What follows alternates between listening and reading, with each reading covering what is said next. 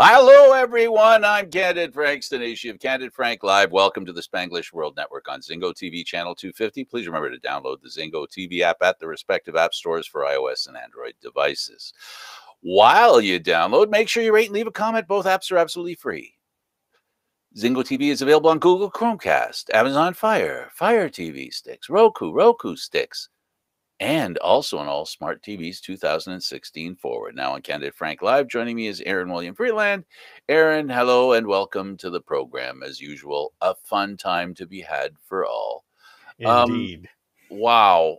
Interesting news today. We talk about, well, I'll tell you what, let's just get into it, and we'll start with the Canadian Football League. And as you know, the Canadian Football League had a few games.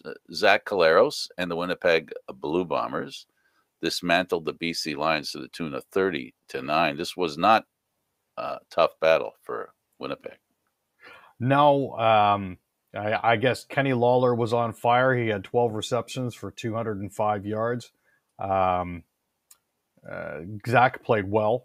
BC just didn't appear to have it, just didn't appear to be there at all. So, Winnipeg gets to continue to build on their lead in the West. And, Mike O'Shea's got to be happy about that too, which of course, when Mike O'Shea is happy, Argonauts fans are happy, unless Winnipeg is playing Toronto.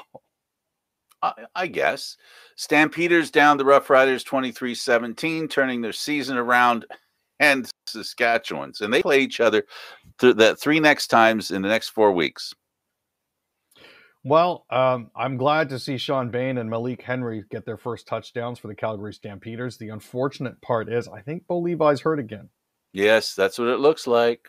So David Cote boots game-winning field goal as the Alouettes nip the Ticats 23-20 in overtime. What a game. This game was the best one I saw on the weekend. There was a lot of back and forth in this game. I thought Hamilton had it wrapped up, but apparently not. Hey, they managed to snatch defeat from the jaws of victory. Absolutely. Unvaccinated Josh Archibald out indefinitely with COVID-related condition. Now, before everybody, gets too excited or too upset by this, Josh Archibald back on the 22nd of September was given an ultimatum by the Edmonton Oilers. They said you have 7 to 10 days to get yourself vaccinated or you're not going to be able to skate or play with the team. He apparently stuck by his guns, decided not to get vaccinated, and developed myocarditis. So again, this is not a vaccine injury. This doesn't have anything to do with the mRNA vaccines. This is an offshoot of the fact that he had COVID earlier and decided not to get vaccinated. And what? This is a condition that's been, he's like, it's just hasn't gone away? It's inflammation around the heart that apparently seemed to crop up at the start of training camp. There were a variety of tests that they did for him. He quarantined upon returning to Edmonton, but fell ill with a severe viral infection. By the time he got back onto the ice, the Edmonton Oilers decided we're going to do a whole bunch of tests on him. And it turns out, hey, guess what? You have myocarditis. Your heart is swollen. So you're not permitted to play right now. But he hasn't been vaccinated. No, 100% unvaccinated. So this is a case of somebody's heart swelling that didn't get vaccinated, as opposed to someone who did get vaccinated, namely young boys that we've talked about, that end up with a problem with a swelling heart. Now, some people are claiming that he could have gotten his first shot because it's been 14 days since when he was supposed to end today. However, all of the cases that they've discovered of myocarditis in individuals happen after the second shot. Archibald would only have had time to get one, and he hasn't been. So this is nothing whatever to do with the vaccine, unfortunately. Right. This has to do with the fact that he was unvaccinated. The point I'm trying to make, and this is the part that the vaccine doesn't cause everything. No. Just trying to make that point. I mean, other than better cell phone reception, but Well, listen, I know some people are convinced it affects cell phone reception. The good news out of all of this, if there is to be good news, is that Edmonton actually gets $1.5 million in cap relief with Archibald on the long-term injured reserve.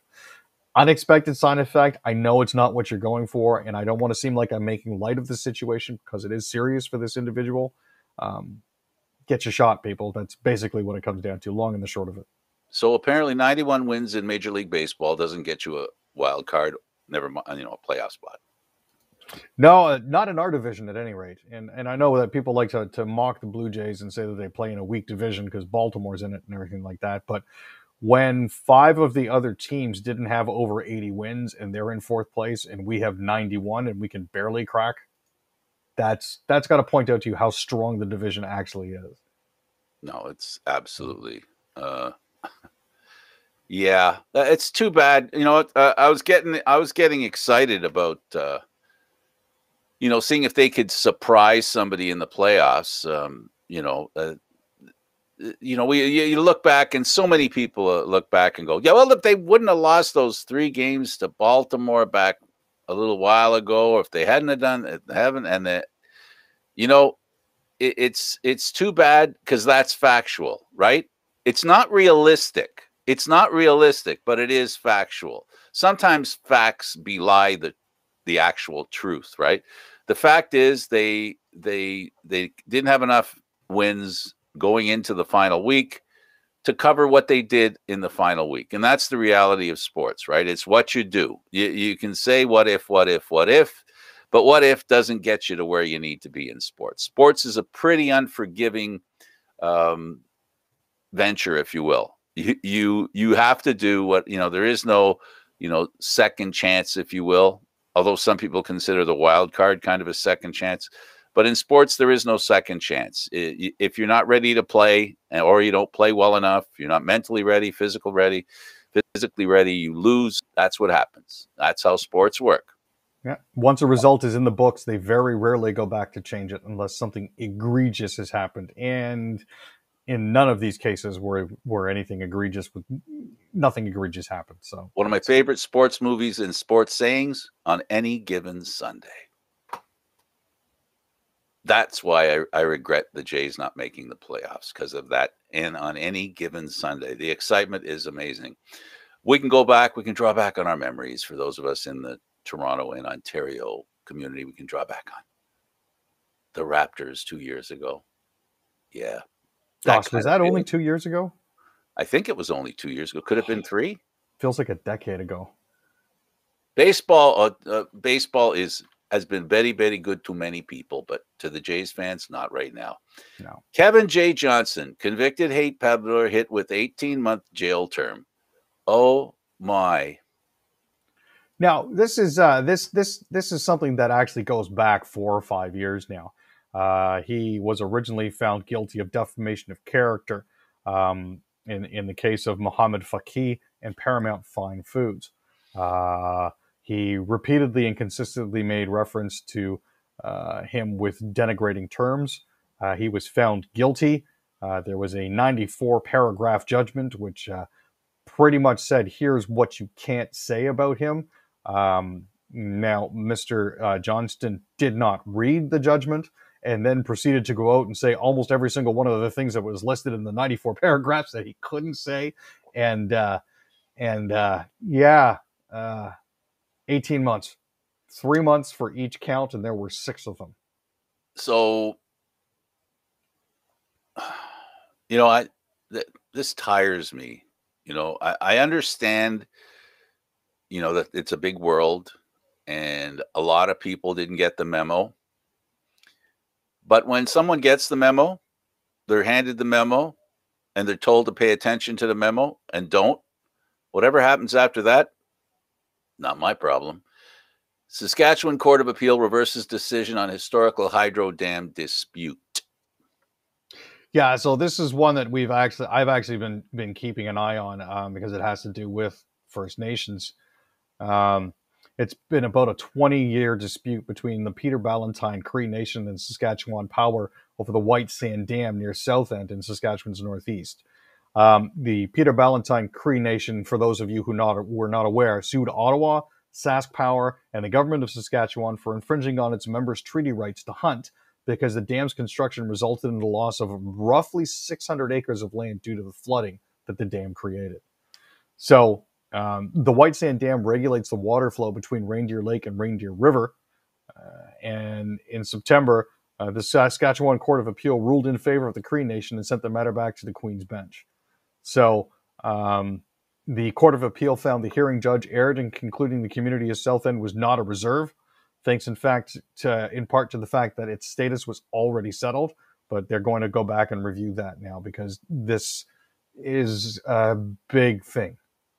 And losing that much land can negatively impact the Cree Nation that's there. Well, especially because they live off the land. Exactly. Right? They are subsistence hunters, not trophy hunters. Right? And that subsistence is, it doesn't have the ability to get fatter and thinner and fatter and thinner. It's more of a continuity that's required. So if you break the chain of continuity, people's lives are changed. And we're talking about food, clothing, because they don't just eat what they catch or kill. So that's not a good thing. Thanks for that story, Aaron. Stephanie Grisham called Lindsey Graham Senator Freeloader and said he would show up at Mar-a-Lago to stuff his face with free food. So, and this is just one of the things that she said. And by the way, is she related to the author? I'm not 100% sure on that one. Just curious. The way that this reads, it could be. But basically, in her memoirs, she's blasting Senator Graham for his trips to Trump properties. Basically, because it looked like he was using Trump to mop up freebies. Yeah, well, free golf. Yeah, well, free food. Apparently, free some golf. of the stories going around were that he used to wrap stuff in paper towels and put it in his pockets for later. But yeah, I used to run to the airport to get onto the presidential airplane. Air Force time One. he was flying down to Mar-a-Lago. Yep. I can't vote right now. I got a golf game to go do. Yeah, and this is only one of the things. Unfortunately, I know more about this Stephanie Grisham than I want to know. She also worked for for Melania Trump as well, right? She graduated from being the press secretary for Melania to being press secretary for the president of the United States. But she never did anything. No, it was interesting to note that after she took over as press secretary, basically all the briefings stopped. Completely. Yeah. They didn't slow down. They just stopped. And she also, boy, oh boy, Trump has a lot of people around him that are very loyal to him until they leave. Then when they leave, you begin to realize one of two things, Aaron. People sometimes are accused of taking advantage and or being opportunists. This Stephanie Grisham to me sounds to me like, is it possible that she might be an opportunist? Because, I mean, the stuff that she's talking about the mushroom, talking about how the mushroom wandered and how the mushroom's partner didn't like it. There's a lot to be raked. And there's a lot of hay to be made over her position within the administration. I hesitate to say it was a meal ticket sort of job, but she's going to eat fat for years. I'm going to sit on my toadstool and just enjoy the view. Mm-hmm. Judge slams claims that January 6 rioters are being treated unfairly. So there was a man from Texas that was part of the mob that stormed the U.S. Capitol who was sentenced to 45 days behind bars, who basically told the U.S. district judge that he felt that everybody was being treated unfairly. The U.S. district judge in charge of the case called it a false equivalence to compare the actions of people protesting for civil rights to people that were trying to overthrow the government. Exactly. Isn't that what I said to you? Isn't that what I said to you so long ago? That is the difference, and nobody wants. Well, not nobody. Nobody. This is the judges for the judge has done it, and good for him, because that's what we're talking about. We're talking about protesting justice and then trying to contravene justice. Now, the U.S. district judge in question, Tanya Chutkan, pardon me, I'm tripping over my own tongue here, said that she flatly disagreed with the suggestion raised by some people that the January 6th defendants were being treated unfairly. She believes that those who joined the pro-Trump mob were being treated more leniently than many other defendants out there. Absolutely. And I don't think that she actually said that it came down to an issue of skin color, but that was, I believe, inherently implied. Well, you know, they're getting off with slaps on the wrist, right? Yeah, I mean, 45 days seems to be the most, and that just doesn't strike me as right. Were this the days of the founders, you probably would have been hung. Yeah, I guess. Well, well, on to some really important and news that we need to pay attention to. There's an environmental catastrophe. Their crews are racing to slow a massive oil spill along the Southern California coast. California. Yeah. Not enough to deal with. Nope. It's got to keep adding on to it. Hope the fires don't meet the oil. There is approximately about 100,000 gallons that was released by a possible underwater pipeline leak. That is, they've deployed booms to contain the marine spills. The problem is now that this stuff has already damaged thousands of acres worth of marine habitat. They've removed more than 3,000 gallons of oil from the oceans off the coastline, but there's still more coming. The oil spill actually reached the shores of Huntington Bay late Saturday, which is about 30 miles south of downtown LA. And it's linked to a rig that's about 5 miles off the coast. So what we're seeing now is just a fraction of what was actually released. So this is, again, not one of the good things. I mean, there's a reason why there's oil underground and it stays there. We're probably not supposed to dig it up. Well, cars got to go where the cars got to go. Yeah. Facebook, Instagram, WhatsApp, all down after changes to DNS system. I got a warning on my computer. We did our CFL talk show, and I couldn't link into Restream to do the show. And they told me we had a DNS problem. I had a DNS problem with my computer.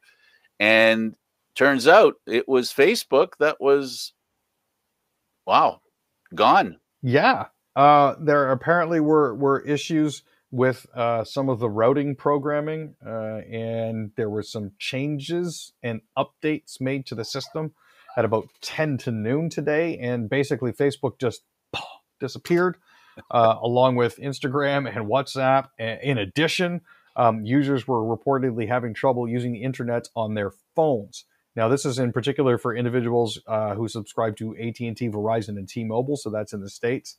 I haven't had any issues with my phone here in Canada. I am with Freedom Mobile, as are you, I believe. No, I'm with Fido. But go ahead. You're with Fido. Okay. So, but in any event, we're not having issues, at least as far as I'm aware. I'm not having issues accessing the internet, just Facebook, WhatsApp, and Instagram, which means it's been a very quiet morning, very quiet day. I don't know, because I didn't go on to there. The only reason I was on the internet was to try and start the show at 1 o'clock. So that's why I knew there was a problem. I'm like, what the heck's going on here?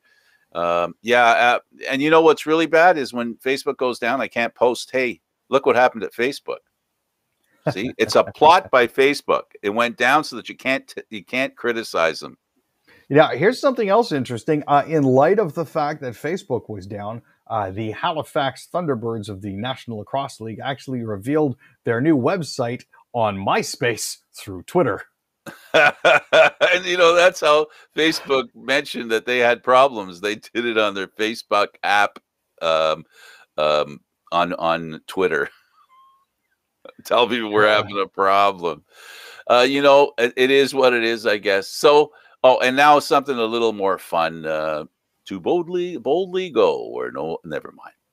Star Trek's Shatner, spacebound, baby, going on the Blue Origin flight. Yeah, no, at 90 years of age, he's finally going to get a chance to touch the sky. Yeah. This is, I think it's a lot of fun. I think it's great publicity. Absolutely. As long as he doesn't find an alien species up there and bang it, I think we'll be just fine. But I think at 90, Shatner might be a little past that. You never know. You never know. You never know. Always go back to, I was one of those people that watched the show when it first came out and thought it was okay. You know, thought it was okay. I wasn't really. I watched it. I wasn't that excited about it. Then it went away, and I went, well, I kind of miss it. I don't know why. It had something going that at that time, you know, I think the most important thing you could say about Star Trek is that it was socially conscious. You know, it was woke. It was one of the first woke TV shows, if you will. And you know what? Maybe I shouldn't use the word woke because I don't like the word woke and I don't like what woke represents. But I'm just Socially trying to. aware. How about Yes, socially aware? yes, absolutely, absolutely. I mean, Uhura was one of the first main characters that was black on a TV show. And as a side note, they let the Chinese guy drive. Boy, they didn't know well, did they? No. I'm just kidding. That's a rat. I'm razzing you now. I've seen Aaron drive. Don't let. It's not pretty. Just kidding. That's probably your white side that drives crazy. McMaster University president apologizes after destructive street party in Hamilton. Yeah. So the actual issue that we have here is about 5,000 people descended onto a street early Saturday afternoon doing a fake homecoming event at the same time as the school's first home football game of the season. Glass bottles and cans were launched at officers, and a squad car was damaged. The group also flipped over a civilian's car, which prompted the force to release images of those wanted in connection with the destruction. David Farrar called the students' actions on Saturday completely unacceptable. On their behalf, he said, "I apologize for this behavior, particularly to those who caused damage and put anyone at risk." Several individuals were treated for injuries consistent with falling and excessive alcohol consumption. So these were blind drunk university students at a fake homecoming event on the eve of their first university football game of the season. Two people have been charged with liquor license violations and 5 face charges of breaching the peace. One word: accountability. New York, college students claim aborted fetal tissue in vaccine testing exempt them from mandates. Yeah, so I'm not sure what they're teaching these students in college, but college students are currently suing St. John's University in New York, claiming that aborted fetal tissue and vaccine testing exempts them from having to get inoculated because it's part of their religious beliefs. They cannot put anything into their bodies, something along that lines, because it's ethically irreproachable. However, the Catholic Church has said, hey, you guys can go ahead and do this. It doesn't violate anything in our book. So. Yeah. New York teacher put on leave without pay for refusing vaccine. And again, this is another one of those, you need to do what's best for your students. The individual in question is a guy who's worked at MS 101 in the Bronx for 20 years now, but he refuses to get vaccinated, and so now he's on leave without pay. Back to the Catholic Church, 3 Swiss guards who refused vaccination returned to Switzerland. Yeah, again, actions and consequences. I mean, these individuals decided that they weren't going to be vaccinated because they knew better than the Holy See, and they knew better than all of the scientists. Evidently, they forgot that the Pope is not infallible, and if he says the vaccine is okay, you should probably get it if you want to keep your job. Yep. Well, Aaron, great show, buddy. Thank you, Frank. Thanks to Aaron. For Aaron William Freeland, I am Candid Frank Stanisci. Thank you for watching Candid Frank Live, Aaron, Mondays, Wednesdays, and Fridays at 6 p.m. Eastern Standard Time. This show can also be heard on the Spanglish World Radio Network. For Candid Frank Live, other news, entertainment, and sports programming we offer, please check out SpanglishWorld.ca. Spanglish World. Watch it, hear it, read it, download it, and live it. Thank you for watching, everybody. I'm going to take some oil and put it in my jaw. Ciao for now.